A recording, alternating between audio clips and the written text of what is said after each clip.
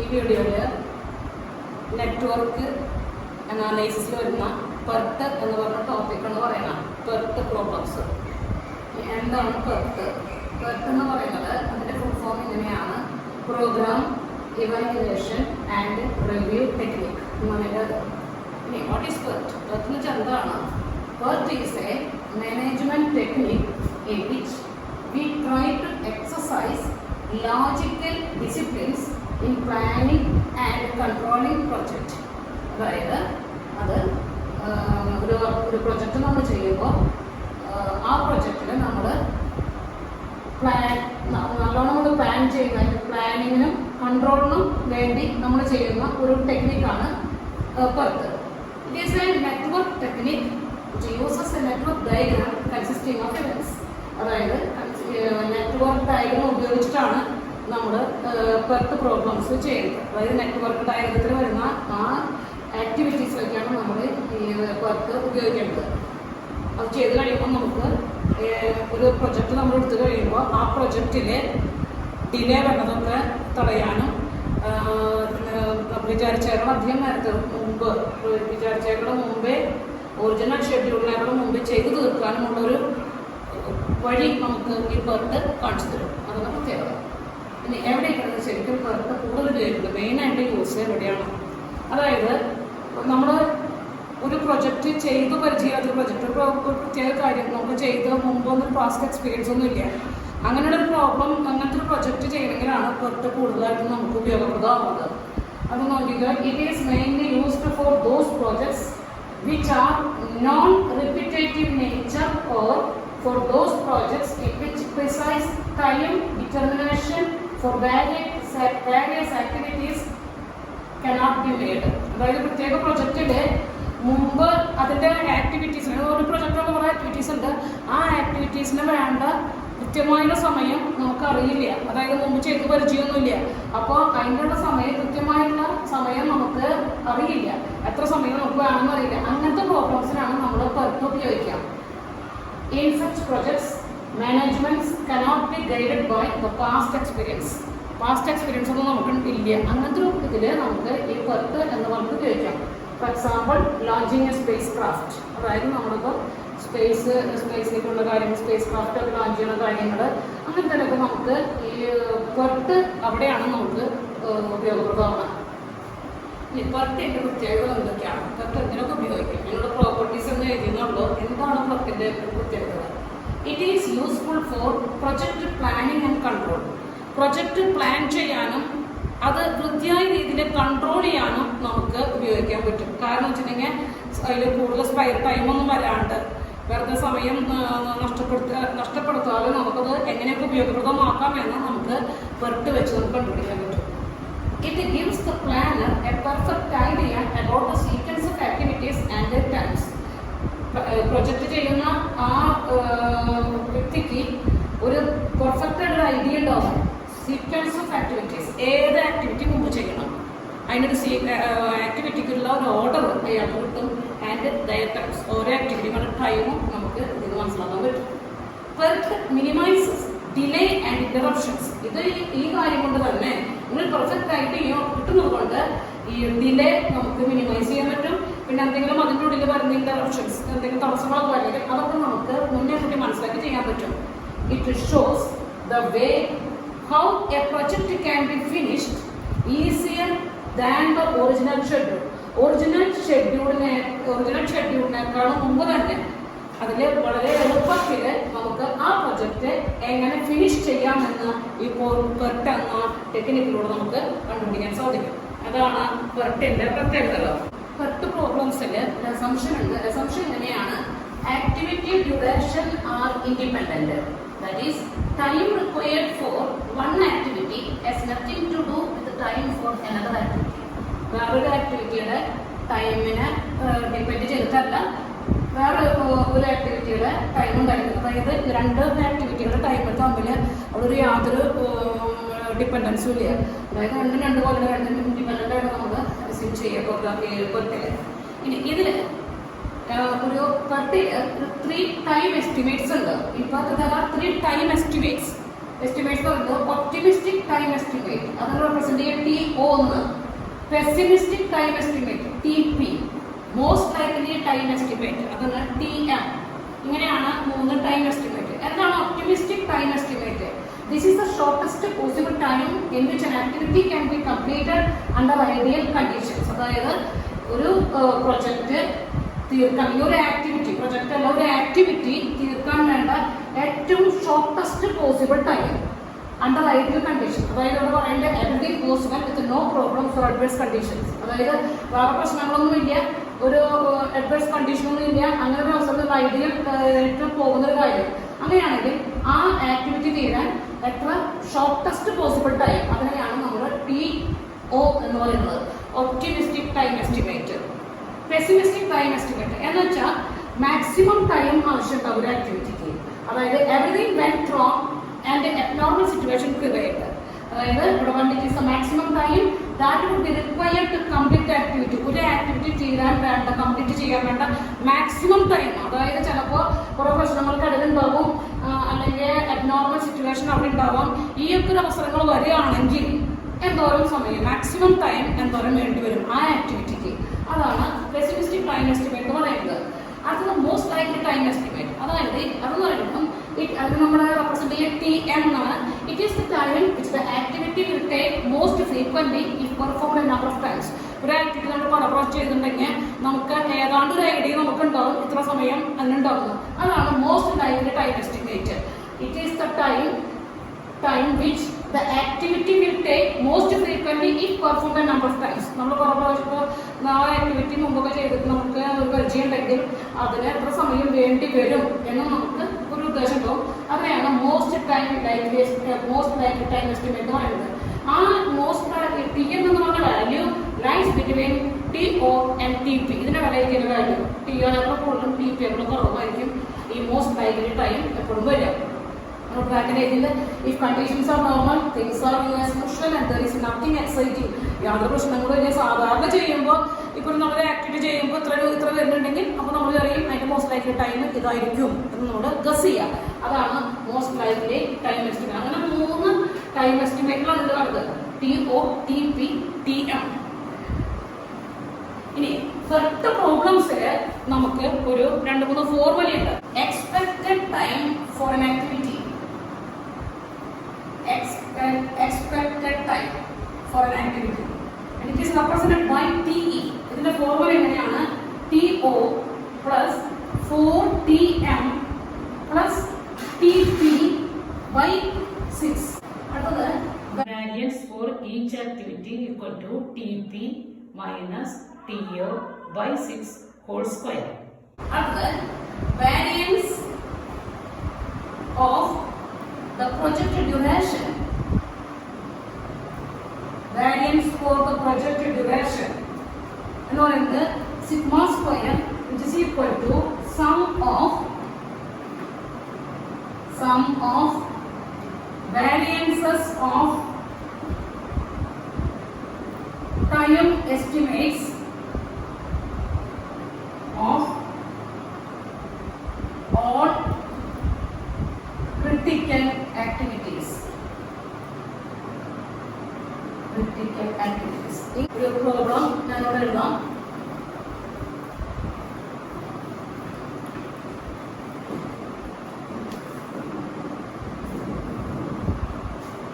Problem ഇങ്ങനെയാണ്.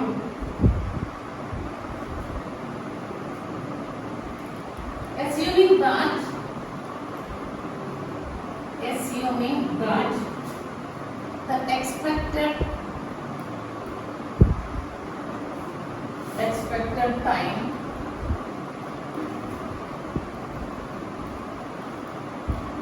are normally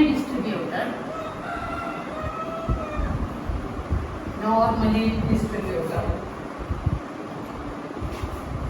Find the critical path.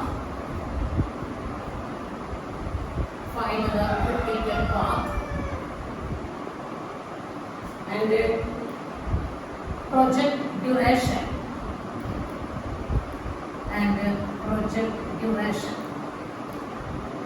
നമ്മൾ നെറ്റ്വർക്കിന്റെ ക്രിട്ടിക്കൽ പാത്തും പ്രൊജക്ട് ഡ്യൂറേഷനൊക്കെ നമ്മൾ ചെയ്ത് പഠിച്ചതാണ്. അത് നമുക്ക് തരുന്നത് ആക്ടിവിറ്റിയും ഡ്യൂറേഷൻ ഫോർ ആക്ടിവിറ്റി കണ്ടത്. അത് ഒരു ആക്ടിവിറ്റി ഇരുന്നു ആ ആക്ടിവിറ്റിക്ക് എത്ര സമയം വേണം അതുകൊണ്ടാണ് നമ്മൾ ക്രിട്ടിക്കൽ പാത്തും പ്രൊജക്ട് ഡ്യൂറേഷൻ നെറ്റ്വർക്ക് ഡയഗ്രം വരച്ച് നമ്മൾ കണ്ടുപിടിച്ചത്.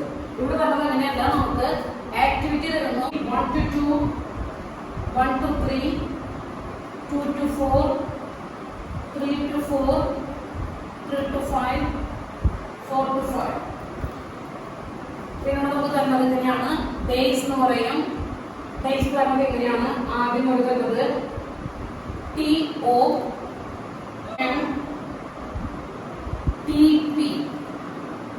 നമുക്ക് തരുന്നത്.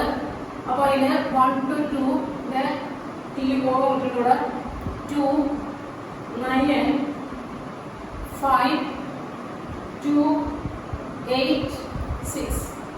പിന്നീട് തരുന്നത് 5, 12, 14, 5, 17, 9. TP 14, 5, 15, 17, 8, 20, 12. അപ്പോൾ ആദ്യം നമ്മൾ ചെയ്യാൻ പോകുന്നത് സൊല്യൂഷൻ നമ്മൾ ചെയ്യുമ്പോൾ സൊല്യൂഷൻ എഴുതുന്നത്. സൊല്യൂഷൻ നമ്മൾ ചെയ്യുമ്പോൾ ആദ്യം നമ്മൾ TE കണ്ടുപിടിക്കാം. TE എന്ന് പറയുന്നത് expected time or average time for each activity എന്നാണ് TE. അപ്പോൾ അത് കണ്ടുപിടിക്കാൻ വേണ്ടി ഫോർമുല ഉപയോഗിക്കണം. ആ ഫോർമുല നമ്മൾ അവിടെ എഴുതി വെച്ച ഫോർമുലയാണ് TO plus 4TM plus TP by 6 എന്ന ഫോർമുല വെച്ച് നമ്മൾ TE കണ്ടുപിടിക്കുന്നത്. ഈ TE ആണ് നമ്മുടെ ആക്ടിവിറ്റി ഡ്യൂറേഷൻ. നമ്മൾ നെറ്റ്വർക്ക് പ്രോബ്ലം നെറ്റ്വർക്ക് ഡയഗ്രം ചെയ്തപ്പോൾ നമുക്ക് ആക്ടിവിറ്റി ഡ്യൂറേഷൻ നമുക്ക് തരും. ആ ആക്ടിവിറ്റി ഡ്യൂറേഷൻ ഇവിടെ കണ്ടുപിടിക്കുന്നത് TE എന്നുള്ളത് നമുക്ക് ചെയ്തതുപോലെ ഞാനിവിടെ ആക്ടിവിറ്റി എഴുതിയതിനു ശേഷം നമ്മൾ TE കണ്ടുപിടിക്കുന്നു. TE എന്ന് പറയുന്നത് ടിയുടെ ഫോർമുല നമ്മൾ എഴുതുക TO plus 4TM plus TP by 6. ഈ T ആണ് TE എന്ന് പറയുന്നതാണ് ആക്ടിവിറ്റി ഡ്യൂറേഷൻ.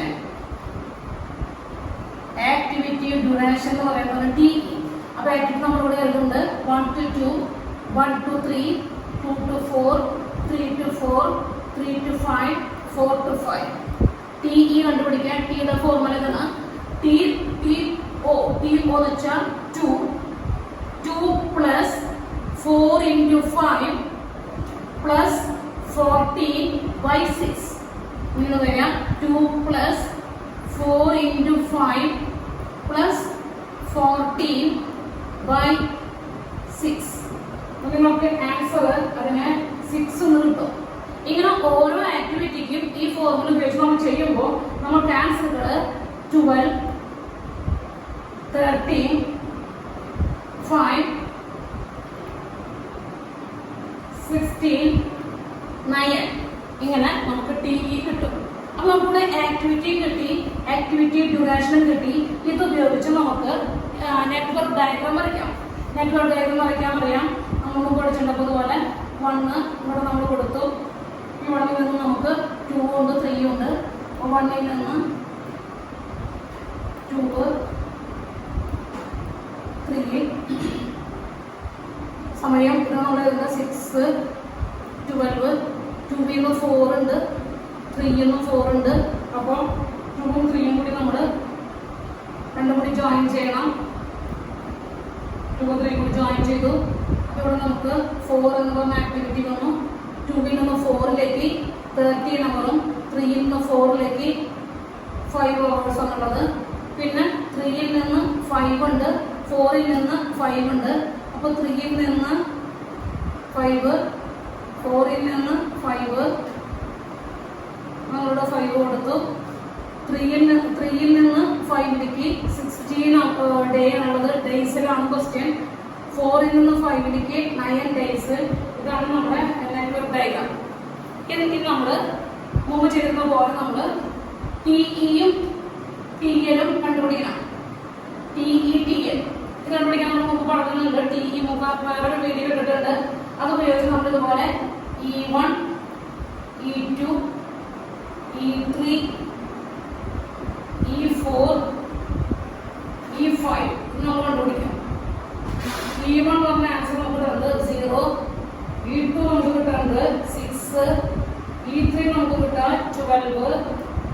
E4 എന്ന് പറയുന്നത് 19, E5 എന്ന് പറയുന്നത് 28. നെറ്റ്വർക്ക് ഡയഗ്രത്തിന്റെ വീഡിയോയിൽ നമ്മൾ നോക്കിയാൽ നമുക്ക് ടിയും ടിയിലും കാണാനുള്ള ഫോർമുല എങ്ങനെയാണ് പറഞ്ഞിട്ടുണ്ട്. ഡയഗ്രം ഉപയോഗിച്ച് നമ്മൾ ചെയ്യുന്നതെന്ന് പറഞ്ഞിട്ടുണ്ട്. ടി എന്ന് പറഞ്ഞാൽ നമ്മൾ L5 ആദ്യം എഴുതും. L5 എന്ന് പറയുന്നത് 28, L4 എന്ന് പറയുന്നത് 19, L3 എന്ന് പറയുന്നത് 12, L2 = 6, L1 = 0. ഇങ്ങനെ നമ്മൾ കണ്ടുപിടിക്കും. അതിനുശേഷം നമ്മൾ ഇതിനെ ക്രിട്ടിക്കൽ പാത്ത് കാണണമെങ്കിൽ നമ്മൾ ടോട്ടൽ ഫ്ലോട്ട് കണ്ടുപിടിക്കണം. ടോട്ടൽ ഫ്ലോട്ട് കണ്ടുപിടിക്കാൻ നമുക്കിപ്പോൾ ആക്ടിവിറ്റി പ്രൊജക്ട് ഡ്യൂറേഷൻ കിട്ടിക്കഴിഞ്ഞാൽ നമുക്ക് ക്രിട്ടിക്കൽ പാത്ത് കണ്ടുപിടിക്കാൻ അറിയാം. നമുക്ക് അത് വെച്ച് നമ്മളിപ്പോൾ ചെയ്യാൻ പോകുന്നതിന് ചെയ്യുന്നത് എങ്ങനെയാണ്? അത് നമ്മൾ ഇങ്ങനെ ഒരു ടേബിൾ വയ്ക്കണം.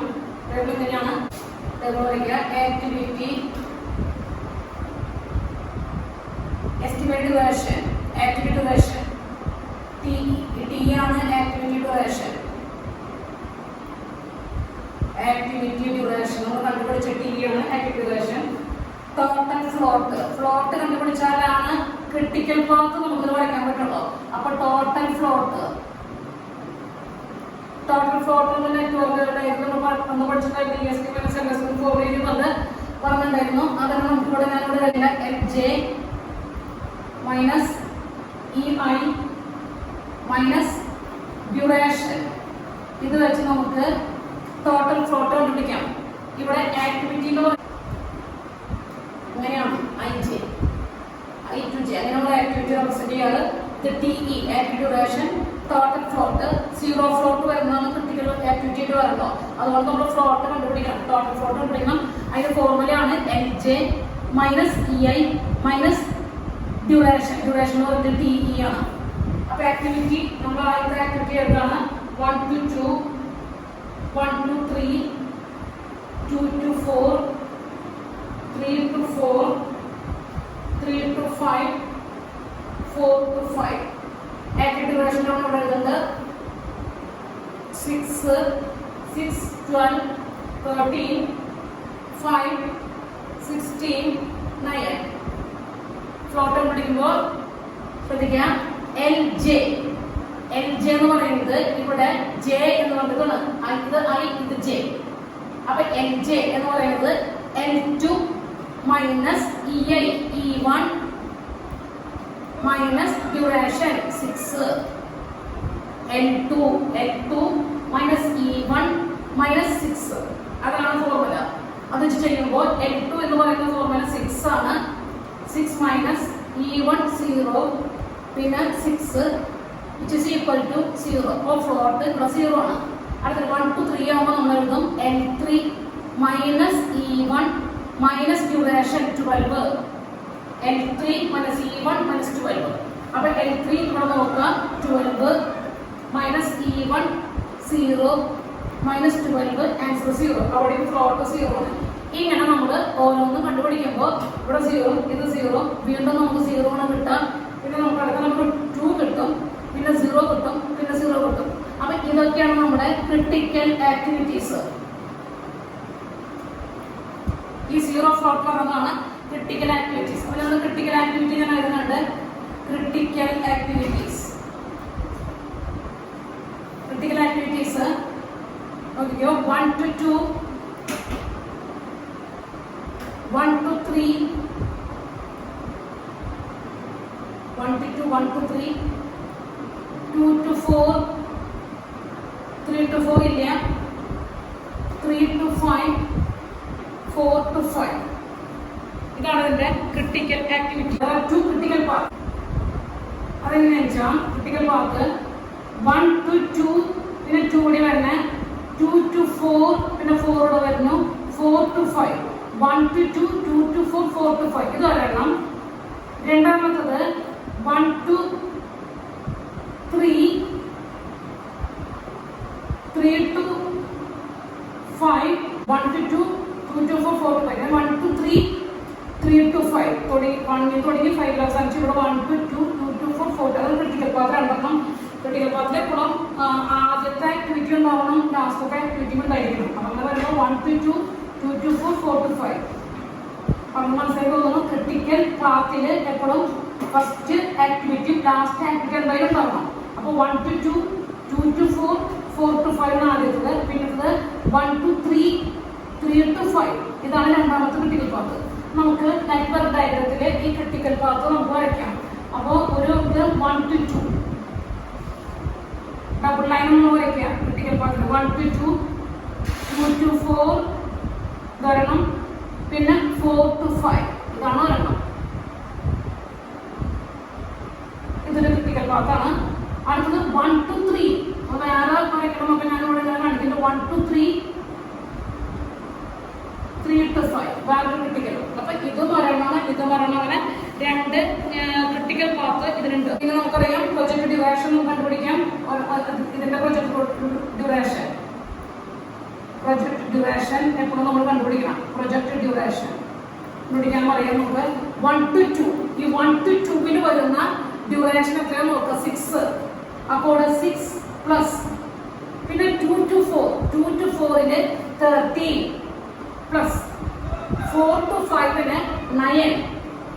അപ്പോൾ ആൻസർ 28 എന്ന് വരും. ഇനി 1 to 3 ഇതിന്റെ പ്രൊജക്ട് ഡ്യൂറേഷൻ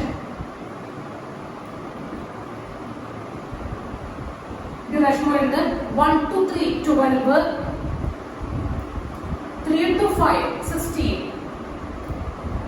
അപ്പോഴും 28 തന്നെയാണ് തന്നത്. അപ്പോൾ എങ്ങനെ ക്രിട്ടിക്കൽ പാത്ത് വന്നാലും പ്രൊജക്ട് ഡ്യൂറേഷൻ ഒരുപോലെ വരുമ്പോൾ 28 ഡേയ്സ്, ഇതിലും 28 ഡേയ്സ്. അടുത്ത പ്രോബ്ലം എന്ന് പറയുന്നത് അതിനെങ്ങനെ വരുന്നത് പ്രോബബിലിറ്റി കണ്ടുപിടിക്കുന്ന ക്വസ്റ്റ്യൻസ് ആണ്. പ്രോബബിലിറ്റി ഫോർ പ്രൊജക്ട്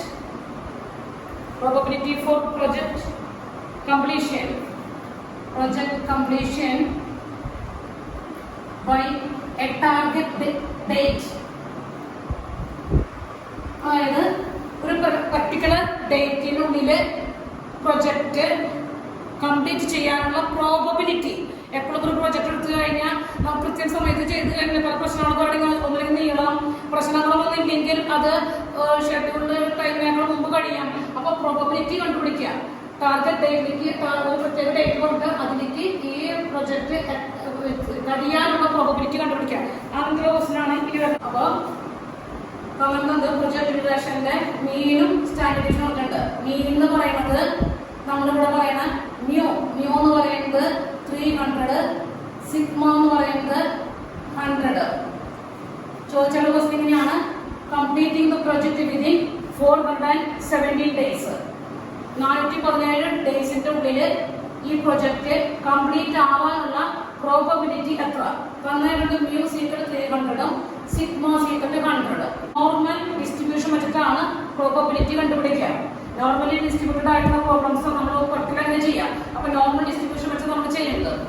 അപ്പോൾ മ്യൂ തന്നെ മ്യൂ എന്ന് പറയുന്നത് നമ്മുടെ TE ആണ്. മ്യൂ TE 300 നമുക്ക് ആണെങ്കിൽ നമുക്ക് എക്സ്പെക്ടഡ് ടൈം ആ സമയമാണ് ശരിക്കും മ്യൂ എന്ന് പറയുന്നത്.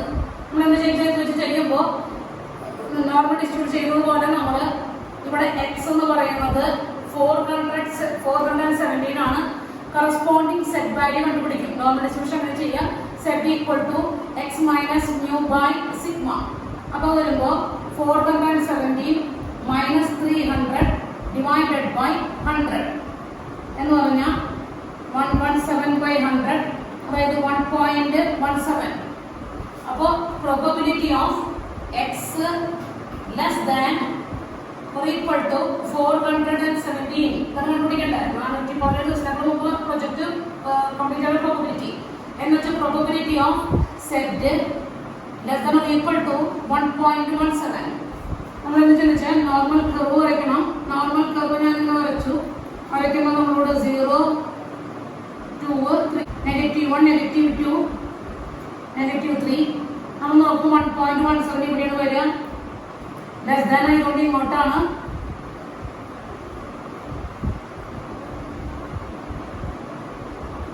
ഇതാണ് ഷെയ്ഡ് ഏരിയ വരിക.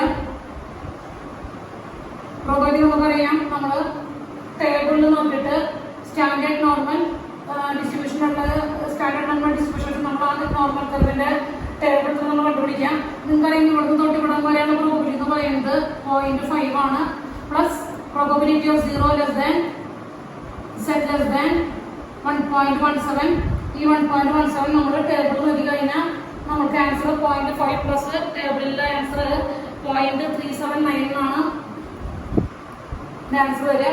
0.879 ഇതായിരിക്കും 417 ദിവസത്തിന് മുമ്പ് 417 ദിവസത്തിന്റെ ഉള്ളിൽ പ്രൊജക്ട് തീരാനുള്ള പ്രോബബിലിറ്റി.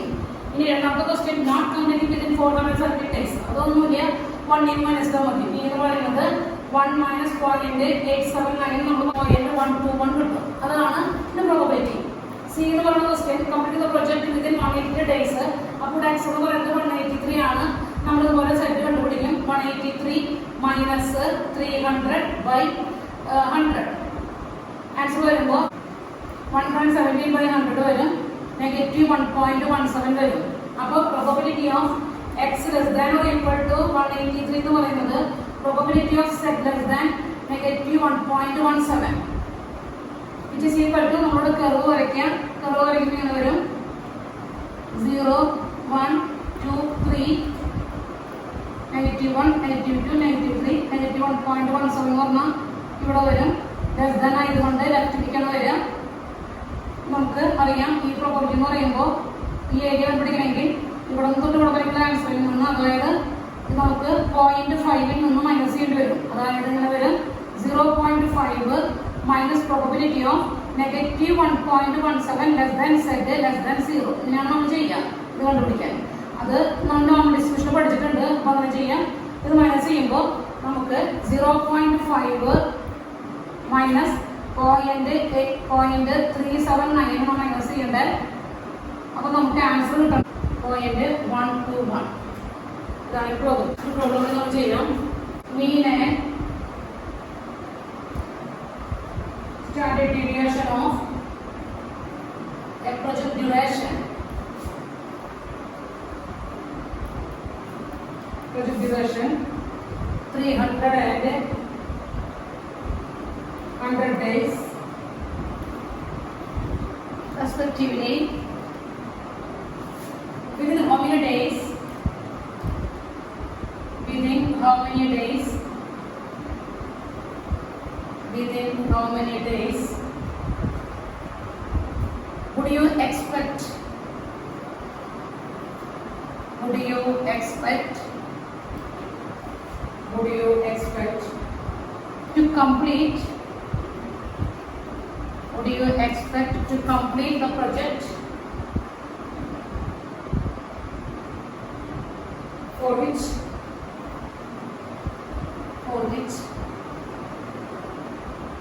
chance is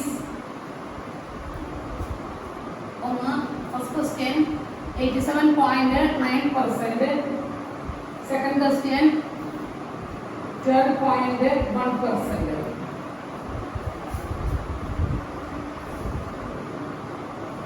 ഇവിടെ പ്രത്യേകത ക്വസ്റ്റ്യനില് നിങ്ങൾക്ക് മ്യൂ 300 ആണ്. മ്യൂ 300 എന്ന് പറയുന്നത് ടി കേട്ടോ, ടി സിഗ്മ എന്ന് പറയുന്നത് 100. ഇവിടെ ഹൗ മെനി ഡേയ്സ് ആണ് നമുക്ക് ചോദിച്ചേക്കണേ. കഴിഞ്ഞ പ്രോബ്ലത്തില് ഡേയ്സ് തന്നു, 470 തന്നിരുന്നു. നമ്മൾ പ്രോബിലിറ്റി കണ്ടുപിടിച്ചു. ഇവിടെ പ്രോബിലിറ്റി നിങ്ങൾക്ക് തന്നിരിക്കണം. We are given the probability and we have to find the days, the number of days. അപ്പോൾ ഇവിടെ നമുക്ക് എക്സ് ആണ് കണ്ടുപിടിക്കേണ്ടത്. അപ്പോൾ പ്രോബിലിറ്റി ഓഫ് നമ്മൾ എക്സ് എന്ന് പറയുന്നത് കെ എന്ന് വിചാരിക്കാം. Probability of X less than K എന്ന് പറയുന്നത് 87.9/100 എന്ന് പറഞ്ഞേക്കണം. അതായത് 0.879 പ്രോബിലിറ്റി. അപ്പോൾ 0.879 പ്രോബിലിറ്റി വരാൻ ചാൻസ് എത്ര ദിവസത്തിനുള്ളിലാണ് നമ്മൾ ചോദിക്കുന്നത്. ദിവസമാണ് കണ്ടുപിടിക്കുന്നത്, നമ്പർ ഓഫ് ഡേയ്സ് ആണ് നമ്മൾ കണ്ടുപിടിക്കുന്നത്. അപ്പോൾ നമ്മൾ വിചാരിക്കാം x is equal to k, z equal to z1 എന്ന് വിചാരിക്കാം. അപ്പോൾ probability of x less than k is equal to probability of z less than z1 which is equal to 0.879. നമ്മൾ കർവ് വരയ്ക്കാം. 0 z1 എന്ന് കൊടുക്കുക. 1 2 3 മാർക്ക് ചെയ്യേണ്ട കാര്യമില്ല. ഇവിടെ z1 എന്ന് കൊടുക്കുക. ലെസ് ദാൻ ആയതുകൊണ്ട് ഇവിടേക്കാണ് ലെസ് ദാൻ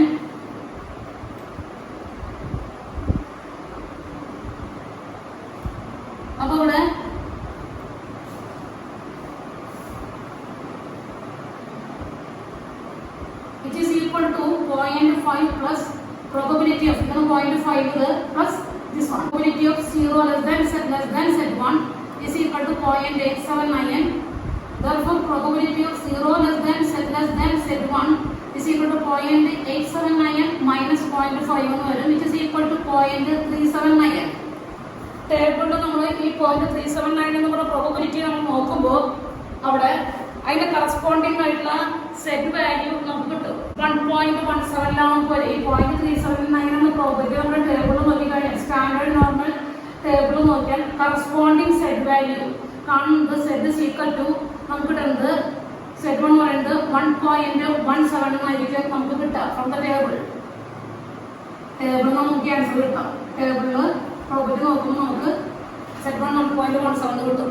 നമുക്കറിയുന്ന കാര്യം സെറ്റ് എന്ന് പറയുന്നത് X minus mu by sigma എന്നാണ്. അപ്പോൾ ഇവിടെ സെറ്റ് എന്ന് പറയുന്നത് നമുക്ക് കിട്ടി 1.17. എക്സ് നമുക്ക് അറിയുന്നത് നമ്മൾ കെ കൊടുത്തു. മ്യൂ എന്ന് പറയുന്നത് 300 ഡിവൈഡഡ് ബൈ 100 which implies 1.17 100 പറയുമ്പോൾ 117 ഇങ്ങോട്ട് കൊണ്ടുവരുമ്പോൾ plus 300 which is equal to k, that is k is equal to 417 days.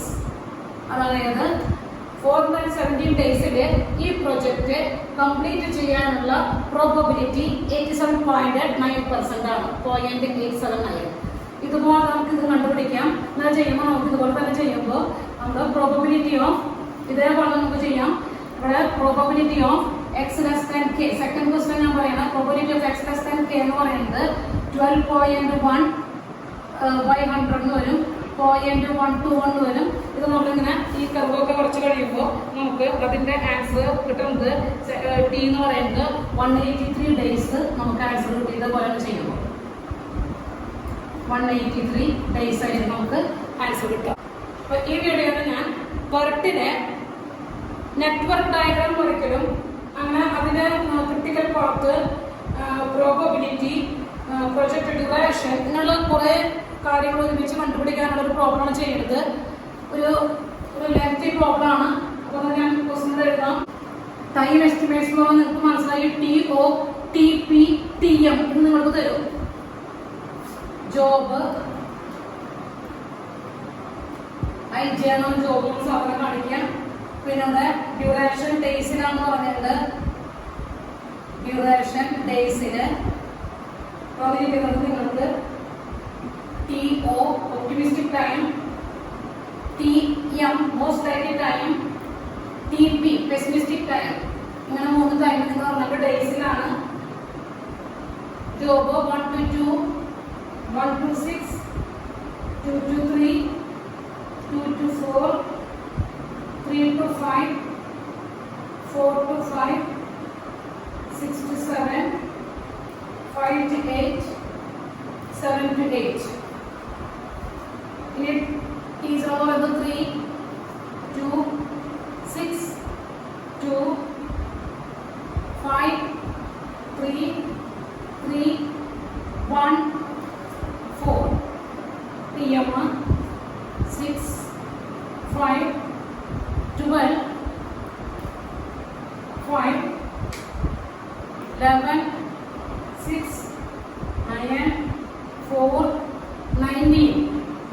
TP 15, 14, 30, 8, 17, 15, 27, 7, 28.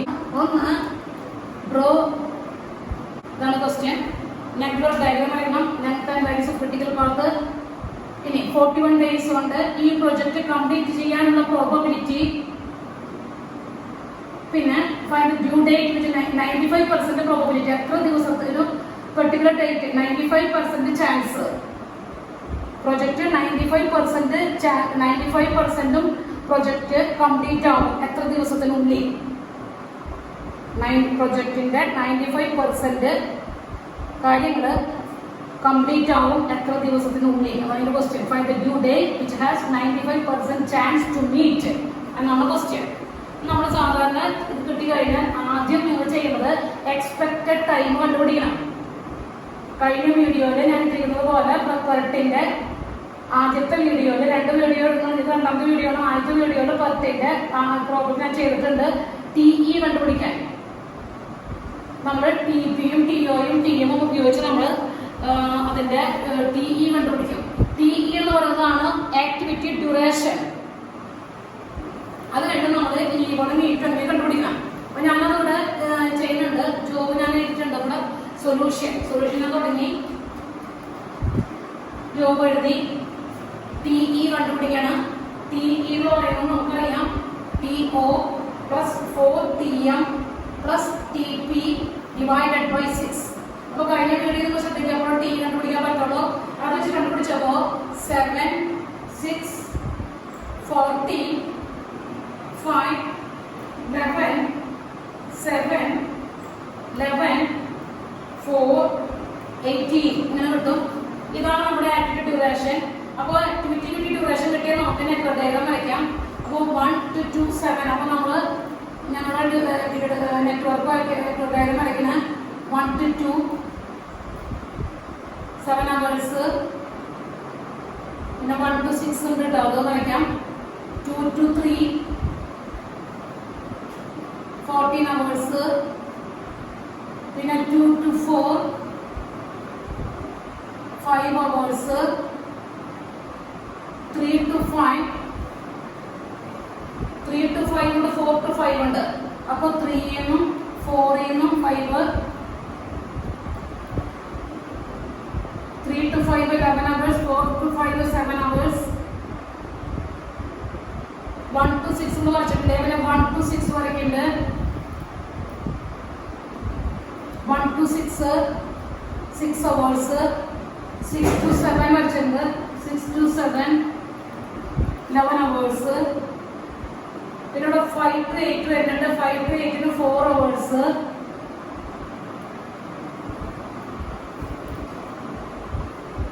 5 to 8 7 to 8 ആണ്. അപ്പോൾ 5 to 8 7 to 8. 5 to 8 4 hours. 7 to 8 18 hours. ഇതാണ് നെറ്റ്വർക്ക് ഡയഗ്രം. ക്രിട്ടിക്കൽ പാത്ത് കണ്ടുപിടിക്കണമെങ്കിൽ നമ്മൾ critical activities കാണണം. Critical activities ആണെങ്കിൽ total float കണ്ടുപിടിക്കണം.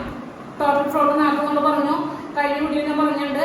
LJ minus EI minus duration table ഞാൻ അടുത്തത് വരയ്ക്കാൻ പോകുന്നത്. അപ്പൊ നമുക്ക് ഈ LJ EI അതൊക്കെ കണ്ടുപിടിക്കണമെങ്കിൽ നമ്മൾ E1 E2 E3 അതൊക്കെ കാണണം. L1 L2 L3 അതൊക്കെ കാണണം. അപ്പൊ കഴിഞ്ഞ വീഡിയോ പറഞ്ഞിട്ടുണ്ട്. ഇനി അപ്പോൾ ഞാൻ അത് നോക്കി ചെയ്യാൻ പോകുന്നത് ആദ്യം തന്നെ TE ആൻഡ് TL ഇത് രണ്ടും കണ്ടുപിടിക്കാം. TE TL. അപ്പോൾ TE എന്ന് പറയുന്നത് നമ്മൾ ഉപയോഗിച്ചാണ് നമ്മൾ E1 E2 കണ്ടുപിടിക്കാം. E1 മുമ്പ് നെറ്റ്വർക്കിന്റെ വീഡിയോയിൽ ഏറ്റിട്ടുണ്ട് E1 കണ്ടുപിടിക്കേണ്ടത്. E1 is equal to 0, E2 is equal to 7, E3 is equal to 21, E4 is equal to 12, E5 is equal to 32, E6 is equal to 6, E7 is equal to 17, E8 is equal to 36. ഇതുപോലെ L8 is equal to 36, L7 is equal to 18, L6 is equal to 7, L5 is equal to 32, L4 is equal to 25, L3 is equal to 21, L2 is equal to 7, L1 is equal to 0. ഇതാണ് നമ്മുടെ TE TL. ഇത് ഉപയോഗിച്ച് നമ്മൾ പിന്നെ float കണ്ടുപിടിക്കാം. നമുക്ക് ഇനിയിപ്പോൾ നമുക്ക് ഉപയോഗിച്ചിട്ട് ഫ്ലോട്ടും വാരിയൻസും കണ്ടുപിടിക്കാം. കാരണം ക്വസ്റ്റ്യൻ ഉണ്ട് length and variance of critical path രണ്ടും കാണാം. ലെങ്ത് എന്ന് പറയുന്നത് പ്രൊജക്ട് ഡ്യൂറേഷൻ, വാരിയൻസ് നമുക്ക് ഫോർമുല അറിയാം. നമ്മളിപ്പോൾ വാരിയൻസ് ഫ്ലോട്ട് കണ്ടുപിടിക്കാൻ പോകണം. അപ്പോൾ നമ്മൾ ആക്ടിവിറ്റി ഡ്യൂറേഷൻ എന്ന് പറയുന്നത് TE ആണ്. Then total float നമ്മൾ നേരത്തെ പറഞ്ഞു LJ minus EI minus duration. അടുത്തത് variance. Variance factors ഇവിടെ എഴുതുന്നുണ്ട്. 1 to 2, 1 to 6, 2 to 3, 2 to 4, 3 to 5, 4 to 5, 6 to 7, 5 to 8, and 7 to 8. എഴുതിയിട്ടുണ്ട്. ഡ്യൂറേഷൻ നമുക്ക് നേരത്തെ കിട്ടിയിട്ടുണ്ടായിരുന്നു 7, 6, 14, 5, 11, 7, 11, 4, 18. ഫ്ലോട്ട് കണ്ടുപിടിക്കാം. ഫ്ലോട്ട് നിങ്ങൾക്കറിയാം. ഇവിടെ നമ്മൾ ചെയ്യുന്നത് 1 to 2 എന്നാണ്. അപ്പോൾ ഇത് ij, ഇത് j ആണ്. അപ്പോൾ L2 minus E1 minus duration by the 7, which is equal to answer 0 എന്ന് വരും. നെക്സ്റ്റ് ഫ്ലോട്ട് വരുന്നത് 1 ആണ് വരുന്നത്. പിന്നത്തെ ഫ്ലോട്ട് 0, പിന്നത്തത് 30, പിന്നത്തത് 0, പിന്നത്തത് 30, 1, 0, 1 ഇങ്ങനെയാണ് വരുന്നത്. 0 വരുന്നതാണ് നമ്മുടെ ക്രിട്ടിക്കൽ ആക്ടിവിറ്റീസ്. ഇതാണ് നമ്മുടെ ക്രിട്ടിക്കൽ ആക്ടിവിറ്റീസ്. 4 ക്രിട്ടിക്കൽ ആക്ടിവിറ്റിയാണ് നമുക്കുള്ളത്. വേരിയൻസ് നിങ്ങൾ കാണുമ്പോൾ TP minus TO by 6 whole square എന്നാണ്. TP minus TO by 6 whole square എന്നാണ്. 15 minus 3 by 6 whole square അങ്ങനെയാണ്. അപ്പോൾ 15 minus 3 എന്ന് പറയുമ്പോൾ 12, 12 by 6, 2, 2ന്റെ സ്ക്വയർ 4 ഇങ്ങനെ വരും. അടുത്തത് വരുമ്പോൾ ഇതുപോലെ തന്നെ 40 minus 2 by 6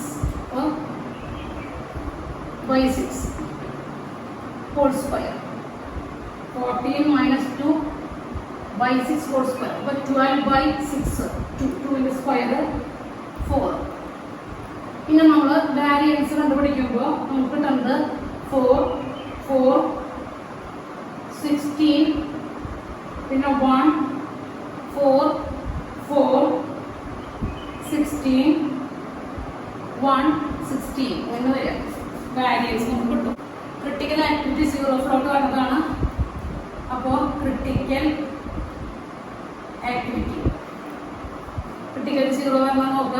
1 to 2, പിന്നെ തേർഡ് വൺ വരുന്നത് 2 to 3, പിന്നെ 4 into 5th വൺ വരുന്നത് 3 to 5, പിന്നെ 4 to 5, 6 to 7 കഴിഞ്ഞ് 5 to 8 വരുന്നത്. അപ്പോൾ ക്രിട്ടിക്കൽ പാത്ത് എന്ന് പറയുന്നത്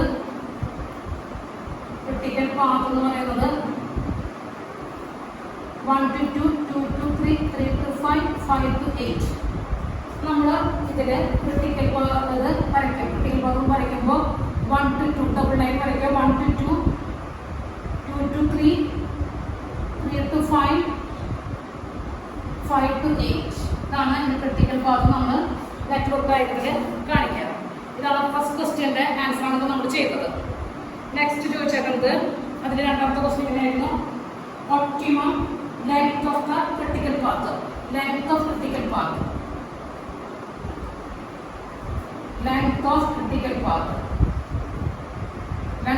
പാത്ത് വരണമെങ്കിൽ 1 to 2 ഉള്ള 7 പ്ലസ് 2 to 3 14, 3 to 5 11, 5 to 8 4. അപ്പോൾ ഇവിടെ 25, 29, 36 ഡേയ്സ് ആണ് ഇതിൻ്റെ ലെങ്ത് ഓഫ് ക്രിട്ടിക്കൽ പാത്ത് വരിക.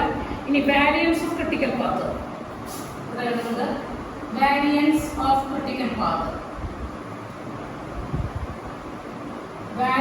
ക്രിട്ടിക്കൽ പാത്ത് എന്ന് പറയുന്നത്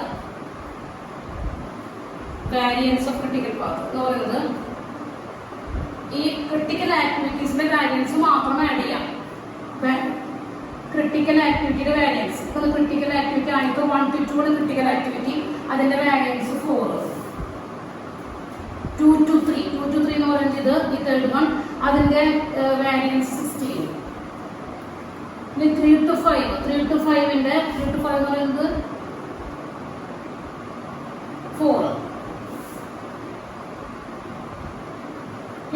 to 8 ഇത് 1, അപ്പോൾ 25 ഡേയ്സ്. ഇതാണ് variance of critical path. Next question എന്ന് പറയുന്നത് 41 ഡേയ്സ് ഈ പ്രൊജക്റ്റ് കംപ്ലീറ്റ് ചെയ്യാനുള്ള പ്രോബബിലിറ്റി എത്ര? അതാണ് അടുത്ത ക്വസ്റ്റ്യൻ. 41 ഡേയ്സ് കൊണ്ട് ഈ പ്രൊജക്റ്റ് കംപ്ലീറ്റ് ചെയ്യാനുള്ള പ്രോബബിലിറ്റി എത്ര? എക്സ് എന്ന് പറയുന്നത് 41 ആണ്. നമ്മുടെ എക്സ് 41. മ്യൂ എന്ന് പറയുന്നത് ഇവിടെ പ്രൊജക്റ്റ് ഡ്യൂറേഷൻ ആണ്. ഇവിടെ മ്യൂ എന്ന് പറയുന്നത് നമുക്ക് കിട്ടിയിട്ടുണ്ട് 36 കിട്ടിയിട്ട്. സിഗ്മ എന്ന് പറയുന്നത് root of variance of critical path. അപ്പോൾ റൂട്ട് 25 വരും. നമ്മൾ കഴിഞ്ഞ വീഡിയോയിൽ പറഞ്ഞിരുന്ന പോലെ സെറ്റ് കണ്ടുപിടിക്കാം. Z X minus mu by sigma 41 minus 36/5. അപ്പോൾ നമുക്ക് ആൻസർ 1 വരും. അപ്പോൾ probability of X less than 41 എന്ന് പറയുന്നത് probability of Z less than 1 ആണ്. കർവ് വരയ്ക്കുക. 1 2 3 -1 -2 -3 1 ഇവിടെ വരും. നമ്മുടെ പ്രോബബിലിറ്റി ഇവിടെ വരും. is equal to ഇവിടെ വരുന്നത് 0.5 ആണ്.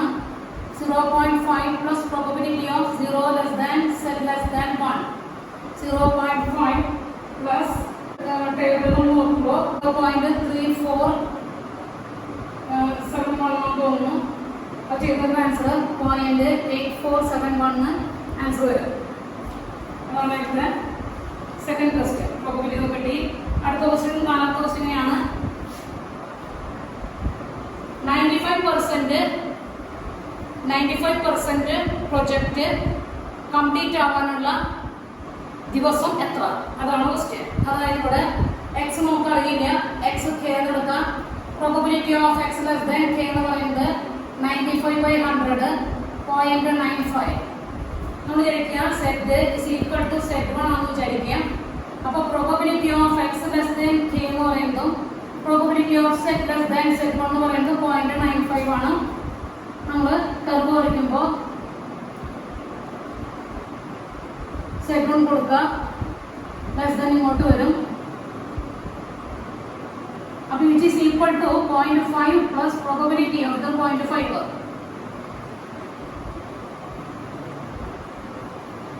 0.5 plus probability of 0 less than Z1 എന്ന് പറഞ്ഞാൽ 0.95.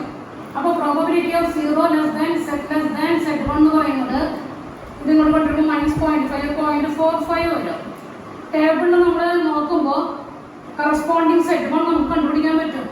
Z1 നമുക്ക് ടേബിളിൽ നിന്ന് കിട്ടുന്നത് 1.64 വരും. ടേബിളിൽ നിന്ന് ടേബിൾ നമ്മൾ ഇതിൽ നമുക്ക് സെറ്റ് എന്ന് പറയുന്നത് X minus mu by sigma എന്നാണ്. സെറ്റ് നമുക്ക് കിട്ടി 1.64. എക്സ് നമുക്ക് അറിയില്ല, കെ വിചാരിക്കുന്നു. കെ മൈനസ് മ്യൂ നമ്മൾ പറഞ്ഞു. മ്യൂ എന്ന് പറയുന്നത് 36/5. നമുക്കിവിടെ കെയുടെ വാല്യൂ നമുക്ക് കിട്ടുന്നത് 44.2 days. Okay, thank you.